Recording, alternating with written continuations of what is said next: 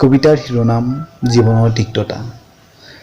যন্ত্ৰণাৰে শিপাই থকা মোৰ এই জীৱন, তোমাৰ দুচকুত মই এক ভণ্ড, তোমাৰ কোমল বুকুত মই এটা বিষাক্ত পোক, তোমাৰ মুখত সোণালী হাঁহি, আলসুৱা তোমাৰ মুখৰ চাৱনি।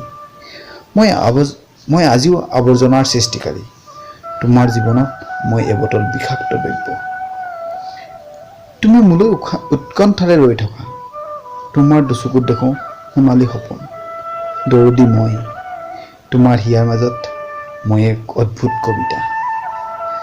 যন্ত্ৰণাৰে সিক্ত মোৰ হিয়া, কিয় তুমি আগুৱাই আহিছা?